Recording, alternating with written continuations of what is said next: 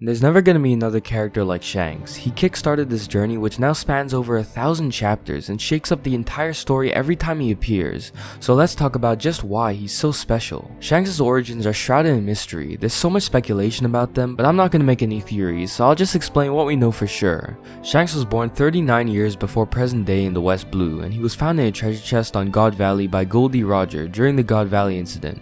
It's stated by one of the elders that he was part of the Figureland family, a celestial dragon family with the only other known member being Figureland Garling, who we now know as the supreme commander of the God's Knights. It's very much implied that while Garling and potentially other Figureland family members were on God's Valley, during the chaos of the battle, Shanks was left behind, which was how Roger found him. After this, Roger and the crew decided to take him in as one of their own, with Roger gifting him his prized possession, a straw hat. Around this time, the crew also took in another boy called Buggy. Shanks and Buggy grew up together on the ship, going on adventures and getting very close to one another, getting into all sorts of situations together, from fighting the Whitebeard pirates to Shanks accidentally making Buggy swallow a devil fruit and fall into the ocean, having to jump in after him and causing him to lose his prized treasure map. But eventually, the crew started to have a purpose. Roger wanted to find the final island, something that no one had been able to do in over 800 years. They were right on the cusp, but were missing a major key, someone that could read the road poneglyphs that they needed in order to find the island's location. But one day, during a standard battle with the Marines, what they needed would come running right at them. Kozuki Odin. He rushed right for Roger, but was dealt with pretty easily.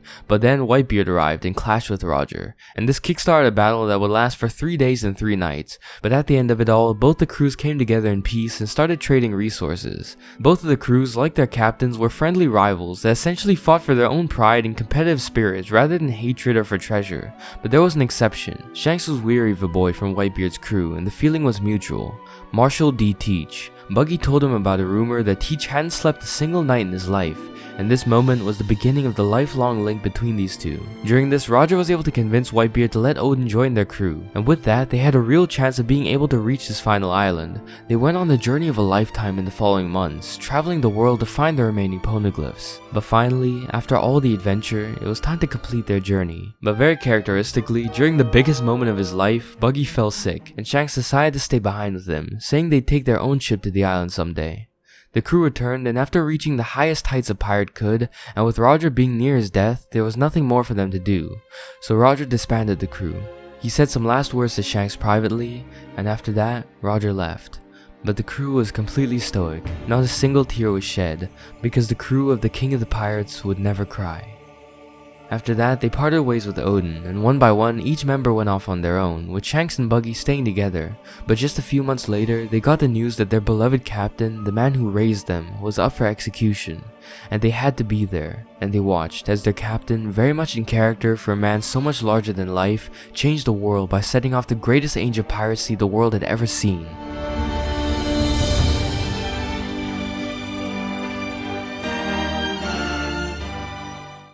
But Shanks wouldn't take part. He lost the passion and will to go after the One Piece and reach the final island that he once had.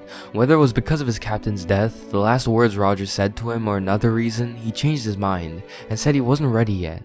This shocked Buggy, who had expected him to pick up Roger's torch, as countless others presumably did as well.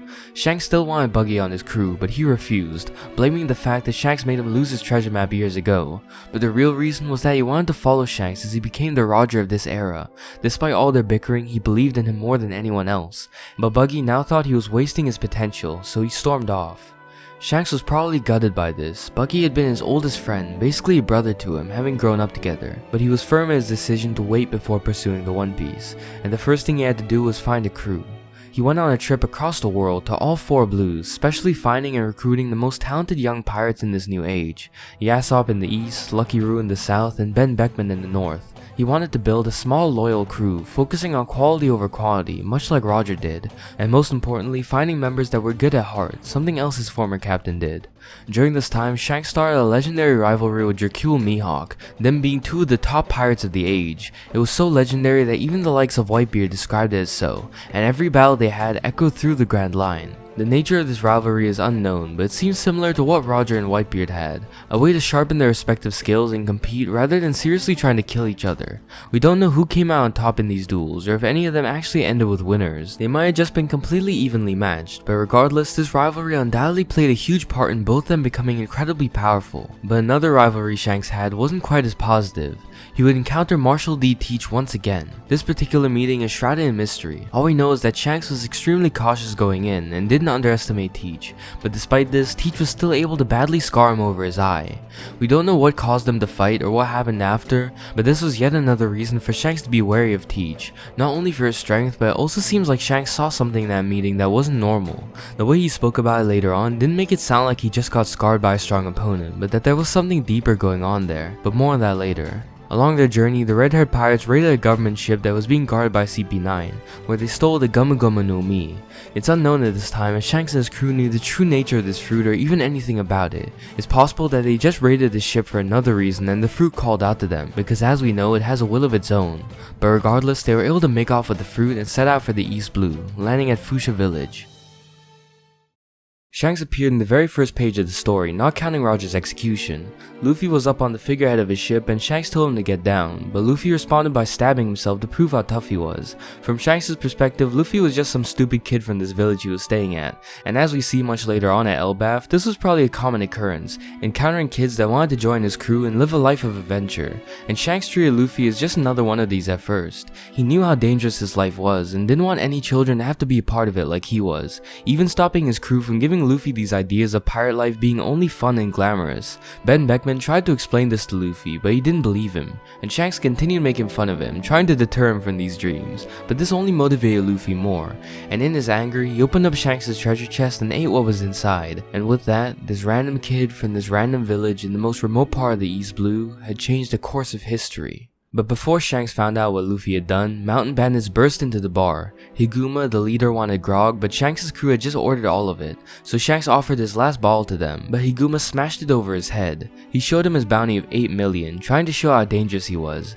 which with the information we know now, that Shanks had a bounty of around 1 billion at this point, really puts the scene into greater context. Higuma was so far below Shanks' level it was ridiculous, but he still acted with humility and diffused the situation, not caring what Higuma did to him because he could take it, and fighting him would have absolutely no purpose. On top of showing how humble and considerate Shanks is, this also shows something else really interesting about him. Shanks is very calculated. He never acts on impulse or on emotion. He carefully considers what the best course of action would be in every situation and tries to err on the side of resolving things peacefully, which we'll see more of later on. But after the bandits leave, satisfied with their outburst, Shanks laughs at himself and his crew joins in, because their egos aren't at all staked on petty things like this. If Shanks, for example, let Kaido do what Higuma did to him, his crew might have felt differently, but they all understood that people with true power and confidence rarely ever have to prove that they have those things. But Luffy, being a child, reacted very differently, losing respect for the man he'd been looking up to and tried to storm off.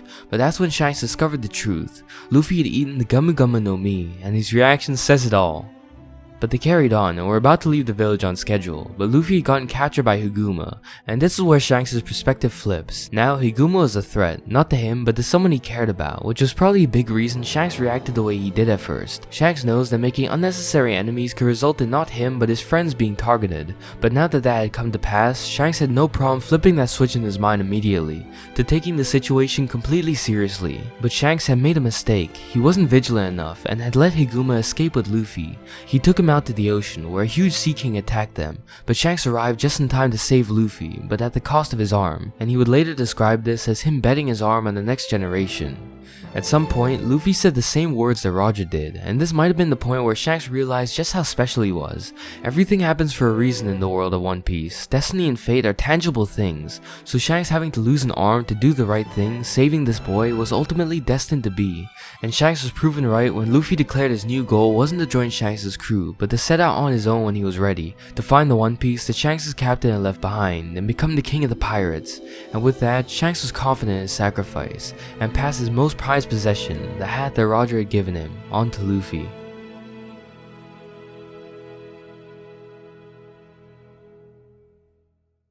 After Shanks left Fuchsia Village, he returned to the Grand Line with the purpose of heading back to the New World. Of course, with this, he had to go through Sabaody, where he met up with his former vice captain, Silver's Rayleigh. Rayleigh was shocked that Shanks had lost both his arm and the hat that Roger had given him, but Shanks told him all about Luffy, and that he said the same thing that Roger did. This would later lead to Rayleigh taking an interest in Luffy, meeting him, and later on training him. Yet another way that Shanks influenced both Luffy's journey and the world of One Piece itself. A lot about this time period hasn't been revealed yet. All we know is that Shanks would work his way up, expanding his crew not by number but in the quality of its members, as it stated that the red-haired pirates had the most well-balanced crew of them all. As far as building a fleet, Shanks chose to take weak crews under his wing, instead of allying with the young powerful upstarts like all the other emperors. He protected weaker crews who couldn't survive by themselves in the New World, allowing them to live their dreams instead of having to retire, or worse, getting killed along the way. But even with having a weak fleet compared to the other top pirates, Shanks was able to attain the status of one of the 4 emperors, off sheer reputation from the high quality of his main crew and his own legendary status as well. 4 years later, Shanks was on a random island in the Grand Line with his crew when his former rival Mihawk arrived. He thought Hawkeye was there for a duel, like all the other ones they had before, but Mihawk's honor wouldn't allow him to fight a swordsman that only had one arm. He was instead there to show him something, about a boy he told him about years ago. After 10 years, Luffy had finally made it onto the scene, and he did it in spectacular fashion, earning the highest bounty in the East Blue on his debut. And this filled Shanks with immense pride and excitement. He finally saw that his gamble on the next generation wasn't misplaced, and this boy truly could be the man that his captain was waiting for. But he had a long journey ahead of him, and Shanks would be watching every step of the way. But Shanks had his own concerns he had to deal with. Marshal D. Teach, the man who'd given him his signature scar, had betrayed the Whitebeard pirates by killing his own crewmate and setting off on his own, taking the name of Blackbeard and forming his own crew. There was always something off about Teach. Shanks had his suspicions for years, and now they were confirmed. He was planning something huge, and Shanks was the only one who could see it coming.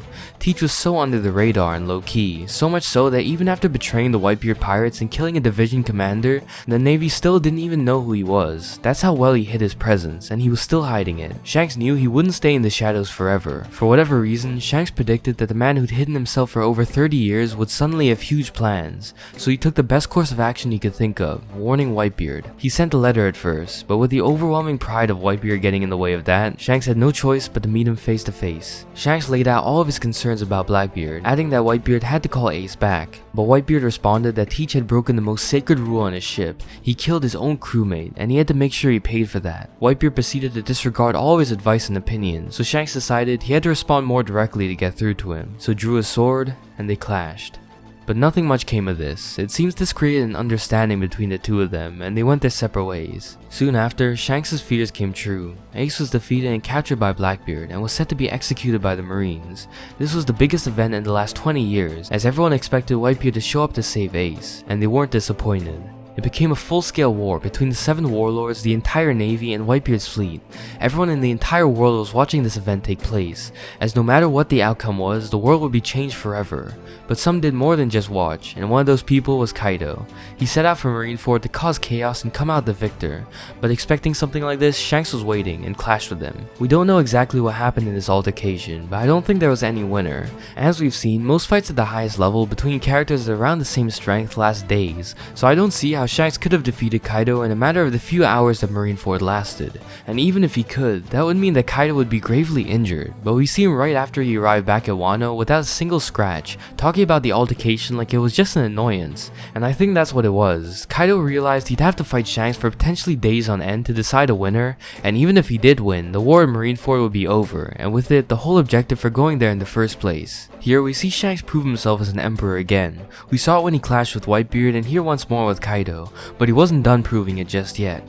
At the war in Marineford, Whitebeard, Ace, and countless pirates and marines were killed. It was a carnage on all sides, but with the bravery of Kobe, who saw the unnecessary bloodshed for what it was, Shanks was able to step in to save Luffy once again, and put an end to the biggest conflict in decades. He was protecting the future generation, both of the pirates and marines, something that has become extremely important to him ever since he passed the torch to Luffy, as Roger had done for him. On a side note, I think this point was where his newest bounty was set. Shanks as an emperor has always laid low, not been much of a threat to the world government compared to those like Kaido and Big Mom, and though they were still bigger threats represented by their higher bounties, I think this act of stopping the government from finishing the Whitebeard pirates along with his immense reputation left them almost no choice but to recognize him with this high bounty, as he proved that at any moment he could change the course of the world and history. So even though he rarely made these big moves, this one huge action after his 6 years of being an emperor proved he could easily do so again and again if he chose, which shows the threat he posed. But at the same time, Blackbeard had arrived at Marineford, and just as Shanks had been predicting for years,